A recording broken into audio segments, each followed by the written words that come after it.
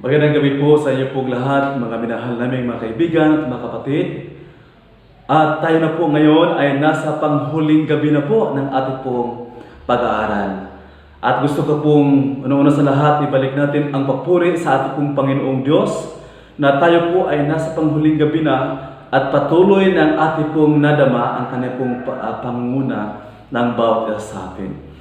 Ipahintulot niyo po mga kapatid na kukunin ko muna ang ilang pagkakataon para pasalamatan po ang ilang mga tao na kung saan sila po ay naglaan ng maraming panahon at maraming oras sa ating pong gawain ng Panginoon sa siyam na gabi.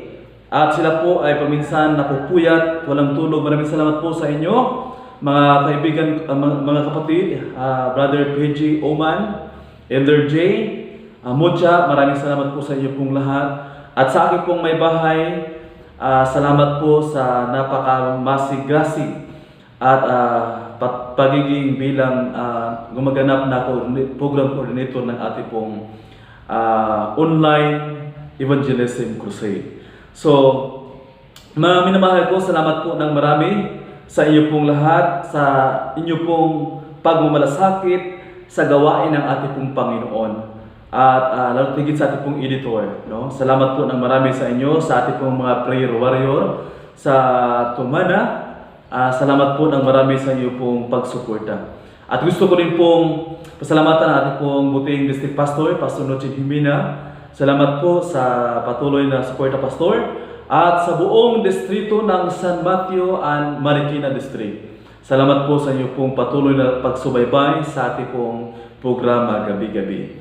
Salamat din po sa ating pong mga elders dito po sa Champaka Church at sa ating pong mission group sa Tumana. At nawa ang pagpapala ng langit ang patuloy nating maranasan. Ingat po tayong lahat mga kapatid at ang aking pong tanging kahilingan naway kayo po ay patuloy na nasa mabuting kalagayan palagi. At ngayong gabi ay tayo po ay nasa muling gabi na ng ating pong pag-aaral mga kapatid. Gusto ko lang pong ipaunawa sa inyo muna mga kapatid.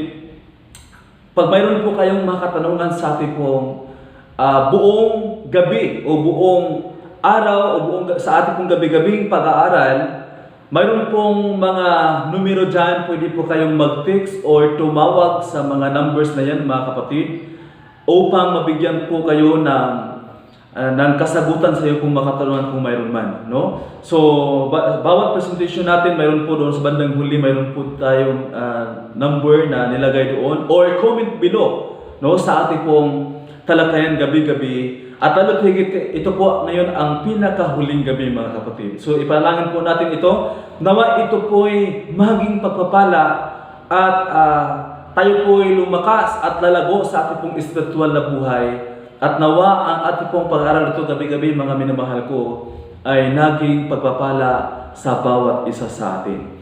At ang ating pong topic ngayong gabi mga kaibigan, bubuksan natin muli ang mga sitas at pahina ng banal na kasulatan upang titingnan natin ang panghuling paksa sa ating pong pag-aaral.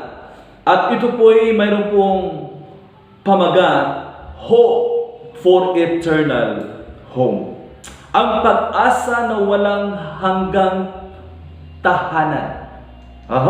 So, sa nakaraang gabi na pag-aralan natin mga kaibigan, na ang ating pong sanlibutan ito na nilalang ng ating Panginoong Diyos ay napakaganda. No? Ang sanlibutan ito po isang sanlibutan na sakdal.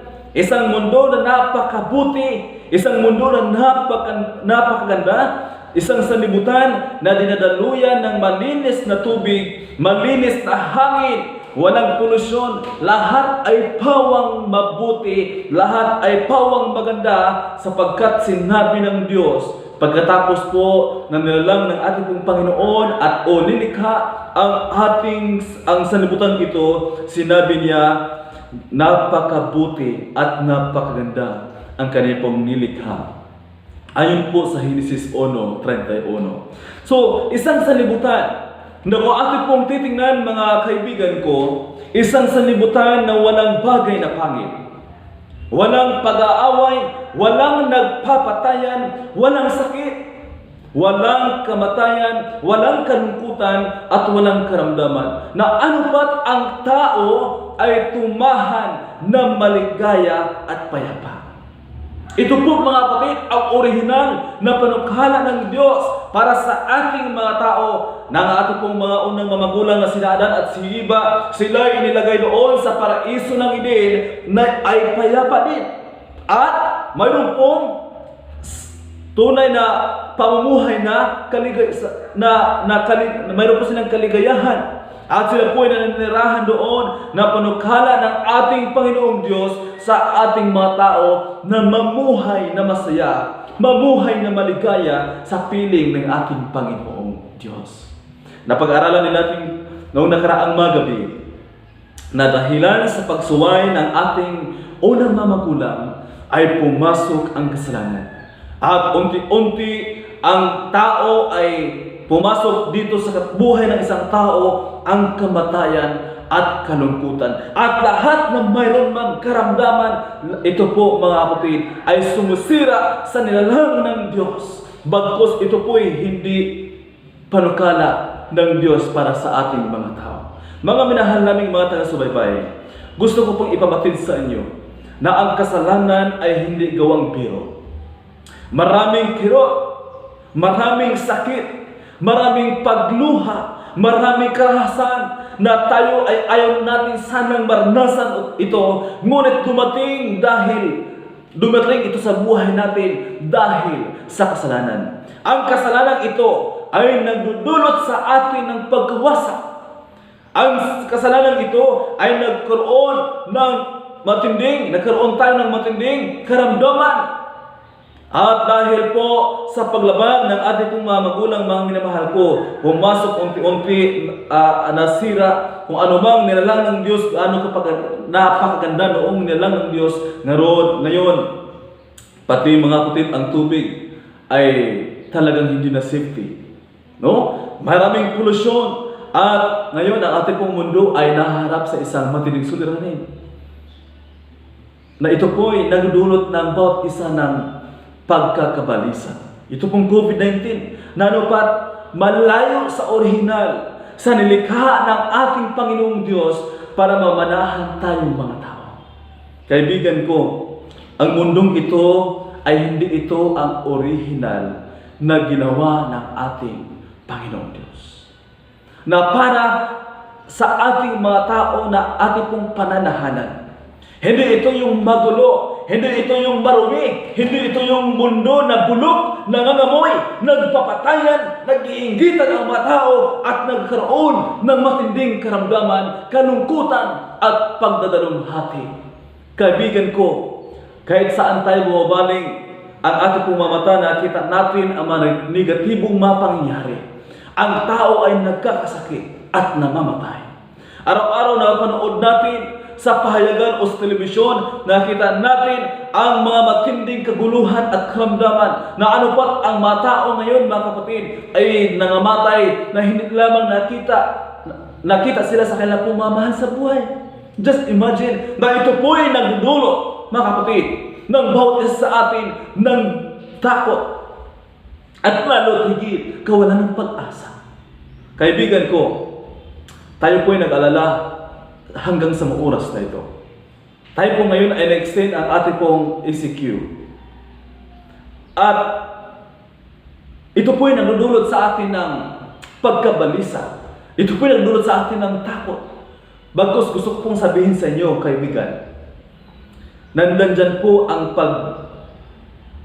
kaguluhan. Nandito na po ang lahat-lahat na magdudulot sa atin ng kawalan ng pag-asa. Bagkus mga minamahal kong mga kaibigan ko, hindi panukala ng Diyos na ang tao ay pahihirapan. Gusto sabihin ng Diyos sa iyo ngayong gabi na hindi panukala ng Diyos na ang tao ay mamamatay. Hindi panukala ng Diyos na ang tao ay magkagulo, na ang tao ay magkakasakit at nalulungkot, nahihirapan at nasasaktan at magdaramdam. Kaibigan ko, ang mundo ng ating tinirahan ngayon ay mundo na hindi pinanukala ng Diyos, kundi bunga ng ating paglabang sa kalooban ng Diyos. Ngayon, ano ba ang pag-asa na ating pong makuha pagkatapos po na sa mga pangyayari ng ating pong mundo at sa pangyayari ng salibutan, na ano pa ito po mga kapatid ay lahat na lang nagdudulot sa atin ng takot? Baka tayo po ay magkaroon din ng sakit. Mayroon po ba paano tayo makaiwas? Paano tayo makaahon mula sa ating pong kalagayan? Kaibigan, pakinggan po natin ang sabi po ni San Juan. Juan Kapitulo 14, talatang 1. Ito po ay napaka-familiar sa atin na talata. Bagkus ito po ay laging paulit at narinig natin mga kapatid. Nawa ang mga talatang ito ay patuloy na mangusap sa atin at magbigay sa atin ng kapayapaan mga kapatid. Dahil ito po ay wika ng ating pong Panginoon. Juan 14, talatang 1, huwag maglumihan ang inyong puso. Magsisampalataya kayo sa Diyos. Magsisampalataya naman kayo sa akin. Talatang 2, sa bahay ng aking ama ay maraming tahanan. Kung di gayon, ay sinabi ko sana sa inyo, sapagkat ako'y paroroon upang ipaghanda ko kayo ng dakong kalalagyan. At ang wika talatang 3, at kung ako'y pumaroon at kayo maipaghanda ko kayo ng dakong kalalagyan, ay muling paparito ako.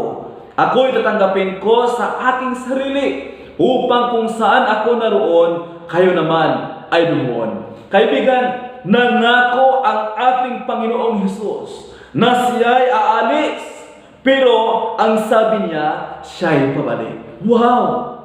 Siya'y aalis. Ano ang dahilan kung bakit siya umalis, mga minamahal ko? Para ipaghanda, ang wika po, para ipaghanda tayo ng dakong kalalagyan. At pagkatapos po na may handa niya ang dakong kalalagyan para sa atin doon sa langit, ay muling paparito upang tanggapin tayo na kung saan siya naroon, tayo rin ay dumoon. Kaibigan, ang mundong ito na ating pong kinaroroonan ngayon, ito po'y, tayo po'y pansamantala lamang dito.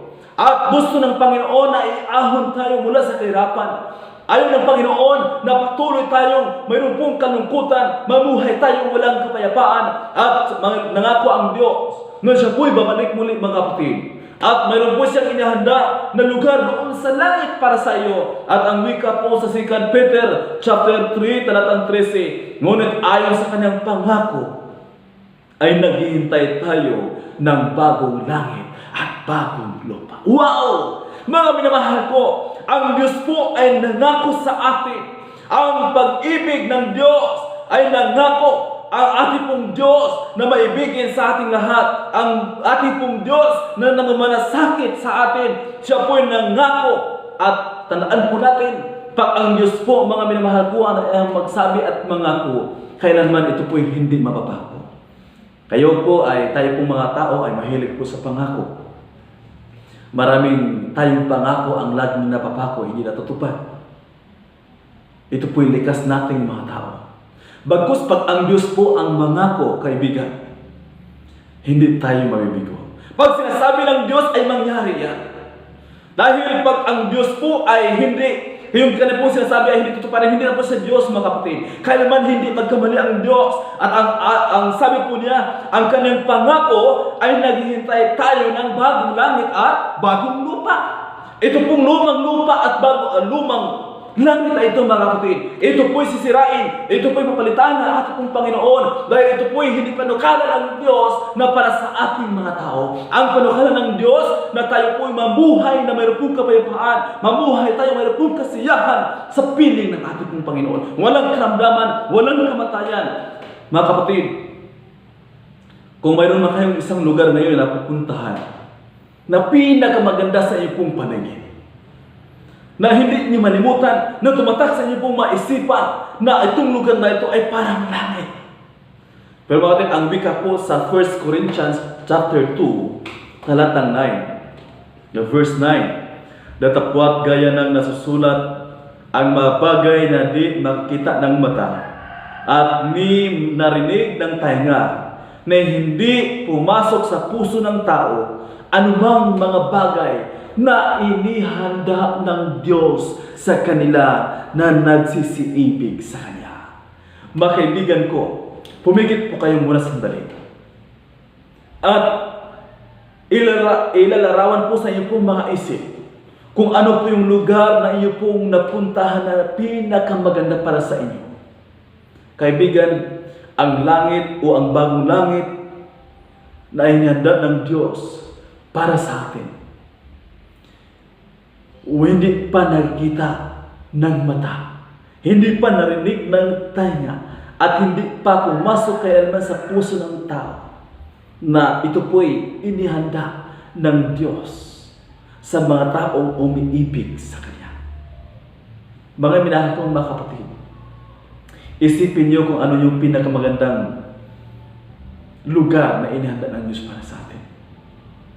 Mayroon lang po tayong idea kung gaano kaganda, pero hindi talaga kailan pa natin nakita kung gaano kaganda ang lugar na yun. Kaya ang wika po, ang lugar na yun mga kapatid, na bagong langit at bagong lupa, ito pa ipinisilip ng ating pong Panginoong Diyos kay Juan. Ang wika po sa Apokalipsis, Kapitulo 21, talatang 16. Titingnan po natin. At ang pagkatayo ng bayan ay parisukat, at ang kanyang haba ay gaya ng kanyang luwang. Ay sinukat niya ang tambo, ang bayan ay 12,000 estadyo. Ang haba at ang luwang at ang taas nito ay magkakasukat. Talatang 18. At ang malaking bahagi ng kuta niya ay haspi, at ang bayan ay dalisay na ginto na katulad ng malinis na bubog. Kaibigan, naghanda ang Diyos ng isang tahanan na dalisay na ginto para sa iyo. Sino kaya, ngayon mga kapatid, sino kaya ang pinakamayaman sa buong mundo? Isipin niyo, mayroon kayong kilala siguro na pinakamayaman. Mayroon kayang magtatangkang umangahas na magtatayo ng bahay na dalisay ginto? Siguro wala. Pero mga minamahal po, ang Diyos po ay mayroon pong naghanda siya ng isang lugar, isang tahanan para sa atin na dalisay ginto. Mga kapatid, magtatapat lang tayo sa Panginoon. Sumunod tayo sa Kanya pong kalooban, sapagkat nangako ang Diyos na mayroon tayong lugar doon sa langit. Alam niyo ba, kaibigan, ikaw ay mayroon pong lugar doon na inihanda ang Diyos para sa iyo. Huwag nating sayangin na mabakanti ang inyong lugar dahilan lang sa katigasan ng ating ulo. Dahilan lang sa kagustuhan nating mga tao. Dahilan sa mga pansamantalang nagbibigay sa atin ng kasiyahan sa buhay. Kaibigan, magtapat tayo sa Diyos. Tayo po'y mamuhay sumunod sa kalooban ng Diyos. Dahil mga minamahal ko, doon po sa langit na bayan, mayroon po tayong tahanan na kung saan dalisay ginto. Ano ba ang mayroon doon mga kapatid doon sa langit?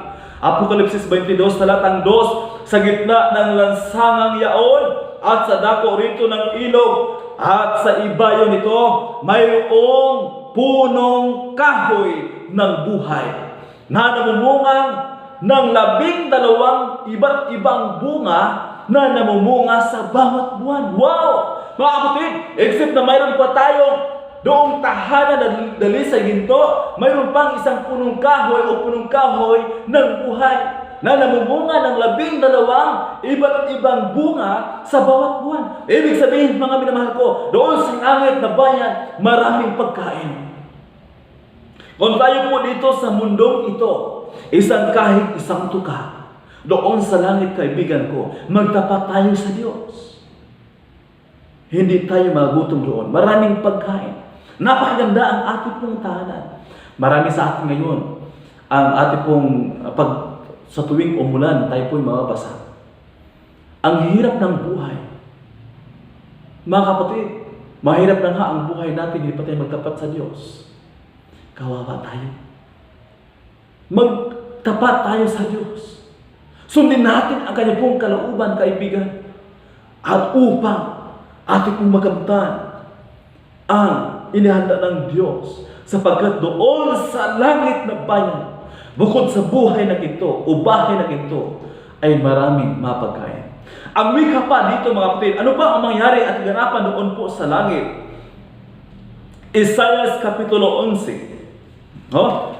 Kung mayroon kayong banal na kasulatan, Isaiah Kapitulo 11, mga talatang 6 hanggang 9. At ang wika dito, at ang asong gubat ay maninirahang kasama ng kordero, at may higang kasiping ng batang kambing, ang leopardo, ang guya, ang batang leon, at ang patabain ay magkakasama, at papatnubayan sila ng munting bata.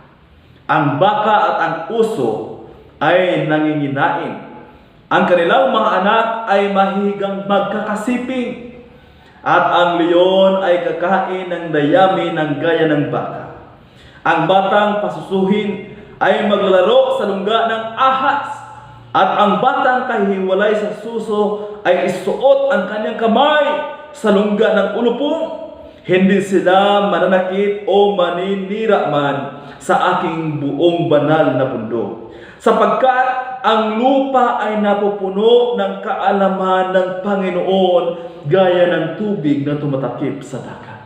Kaibigan ko, ang orihinal na panukalat ng Diyos na ang mga hayop at mga tao ay hindi nagkakasakitan, ay hindi magkakasakitan. Ito po'y babalik muli.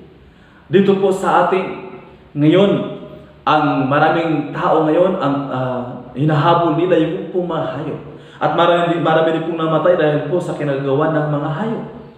Kaibigan, darating ang isang araw na wala ng asong mangagat. Darating ang isang araw na wala nang habulin ng leon. Darating ang isang araw na hindi na matatakot sa mga matatapang na mga hayop. Dahil, mga kapatid, doon sa langit, wala nang nagsasakitan, sapagkat doon ay tatahang payapa sa piling ng ating Panginoon. Ano pa ang wika dito sa Isaiah 35? Isaiah 35, talatang 4 hanggang 6. Ang wika po dito, inyong sabihin sa kanila na may matatakuting puso, kayo'y magpakatapang, huwag kayong matakot. Narito, tingnan mo ang inyong Diyos ay darating na may paghihiganti, na may ganti ng Diyos. Siya'y darating at iligtas kayo. Kung magkagayoy, mamumulat ang mga mata ng bulag, at ang mga tainga ng bingi ay mabubuksan. Kung magkagayoy, lulukso ang mga pilay na parang usa, at ang dila ng pipi ay aawit sa kagalakan, sapagkat sa ilang ay bubukal ang tubig at batis sa disyerto. Kaibigan, doon po sa langit na bayan, doon po sa langit na ito po'y panukala ng Diyos at ipinangako ng Diyos sa bawat isa sa atin. Doon sa langit wala ng pagkasakit. Doon sa langit, mga kapatid, wala ng bulag, wala ng pipi, wala ng bingi. Dahil, mga kapatid, kahit mga pilay ay makalukso katulad po ng isang usa. Mga kaibigan ko, gaano kaganda kaya ang langit na inihanda ng Diyos para sa ating lahat. Magtapat tayo sa Diyos. Dahil doon sa langit, mga kaibigan ko, ay wala nang karamdaman, wala nang kalungkutan, wala nang pagluha, wala nang COVID-19. Lahat ay pawang maganda. Lahat ay tayo po'y manahan doon na mayroon pong kapayapaan, kasiyahan, kasaganaan sa piling ng ating Panginoon. Wow! Kaibigan, magtapat tayo sa Diyos. Hindi natin ito ipapalit kahit anumang bagay sa mundo ito. Magtapat tayo sa Diyos.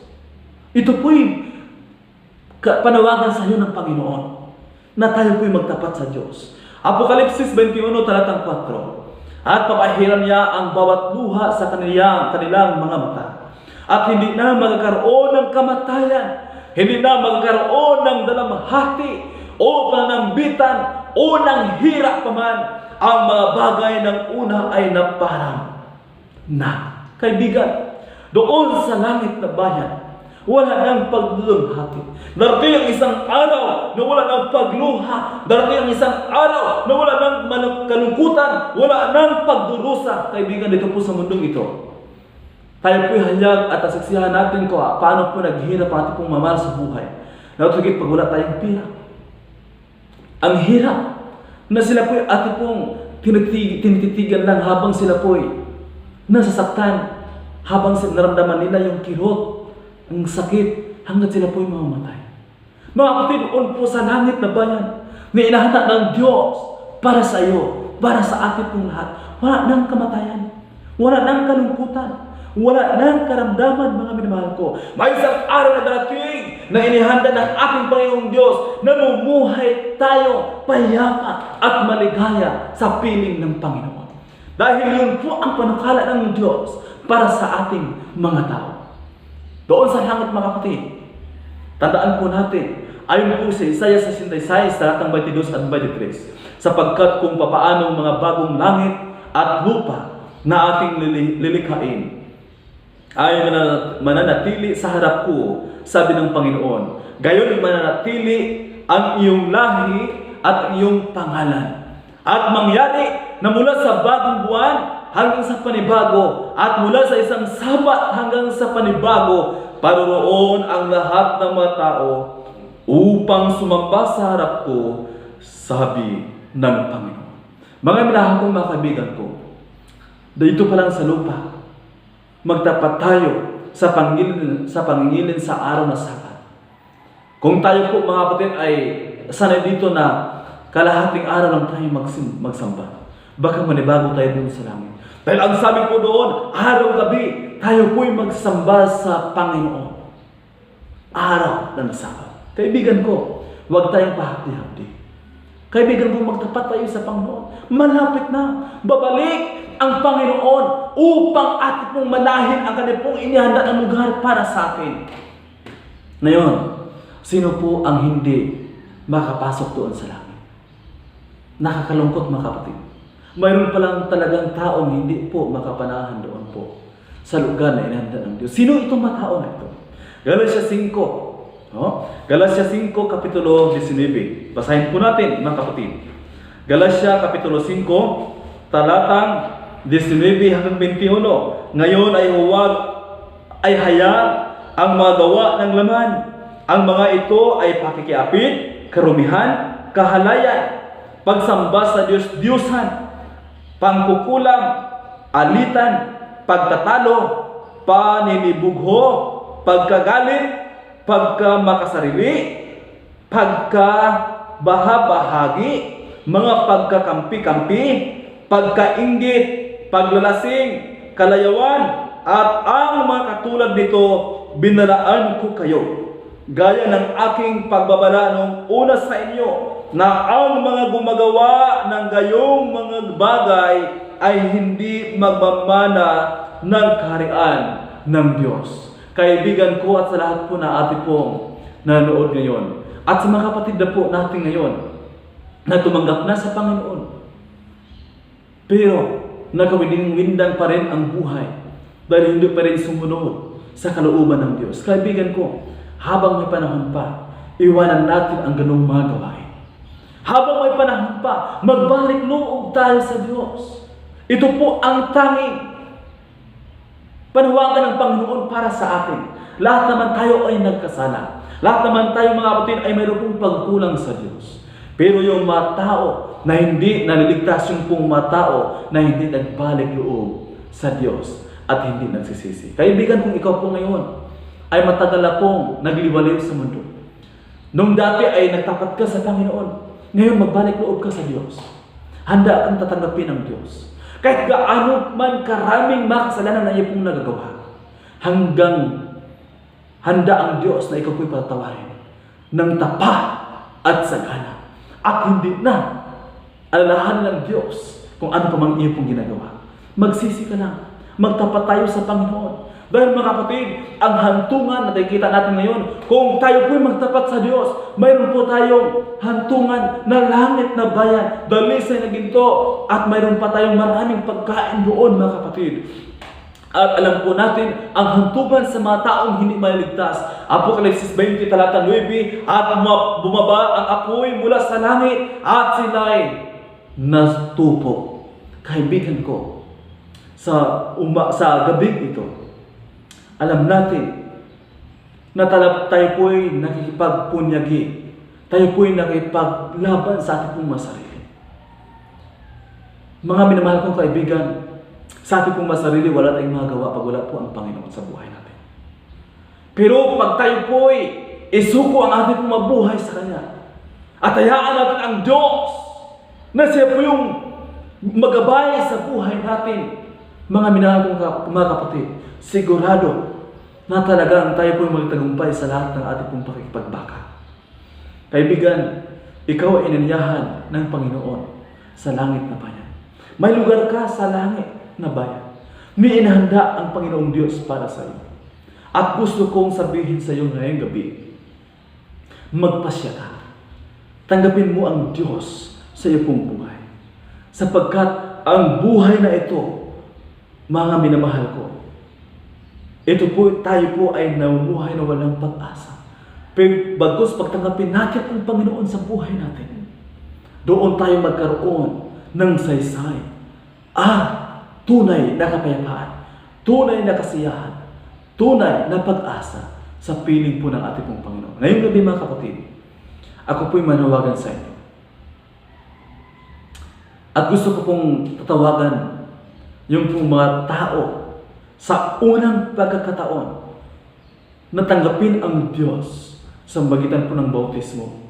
Maaari po ba kayong mga kapatid, kung saan man kayo naroon, ikaw po'y manalangin.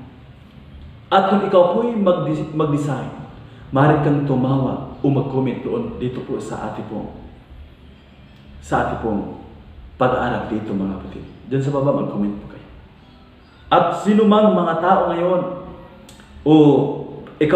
baka ikaw po'y nakatanggap na sa Panginoon noong unang panahon, ngunit sa mga nakalipas na mga panahon, ikaw po'y napalayo sa paglilingkod sa Panginoon.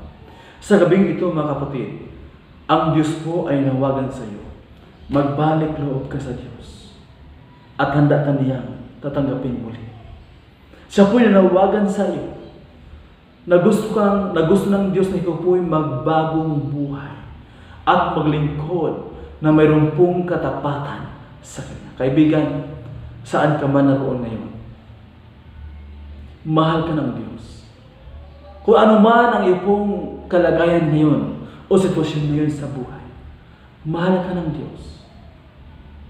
Kung nagkawindang-windang man ang iyong buhay mga kapatid, huwag kang magsisi ng anumang tao. Hindi pa huli ang lahat. Magsisi ka sa iyong mga ginagawa. Magbalik loob ka sa Diyos. Dahil ang Diyos ay handa ka niyang tatanggapin. Mga minahal kong mga kapatid, ang wika po dito sa Isaias 55, talatang 6. Ito po yung pong pag-asa natin mga minamahal ko. Isaias 55, talatang 6 hanggang 7. Inyong hanapin ang Panginoon habang siya'y matatagpuan. Tumawag kayo sa Kanya habang siya'y malapit. Lisanin ng masama ang kanyang lakad at nang liko ang kanyang mga pag-iisip at manumbalik siya sa Panginoon at kanyang kaawaan siya at sa aming Diyos sapagkat siya'y magpapatawad ng sagana. Kaibigan, gusto ng Diyos na magbalik loob ka sa Kanya. Dahil darating ang panahon na hindi na po natin siya matagpuan. Darating ang panahon na hindi na po natin siya mapapakinggan. Darating ang panahon na siya na'y papalayo sa atin. Habang may panahon pa, kaibigan, magbagong buhay tayo.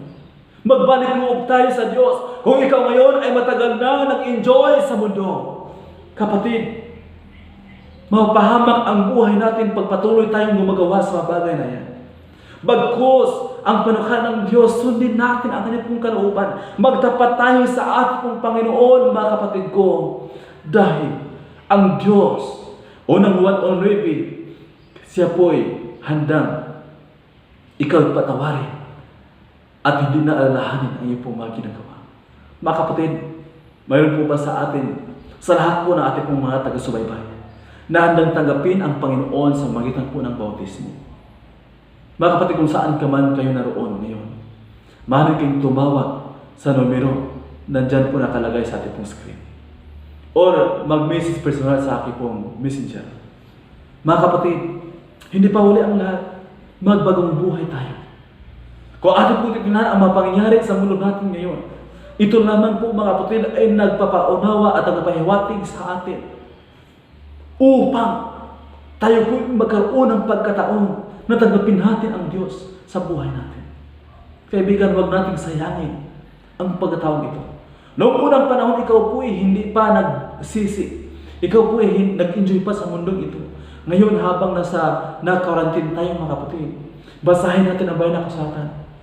Magbigay tayo ng maraming panahon. Ibigay natin ating panahon para sa Kanya. At tuklasin natin ang katotohanan. Kapatid, mahal ka ng Diyos. Pagpalain ka ng Diyos. At aking pong tayong kahilingan mga kapatid, ng ating pong pag-aaral gabi-gabi, ay nawa ito po'y mas lalong magpapalapit tayo at tumalakad na mayroon pong katapatan sa Diyos. Pagpalain po kayo ng ating pong Panginoon. Magandang gabi po sa iyo pong lahat mga kapatid, at maraming salamat po sa inyo pong lahat. May God bless you all. Good evening.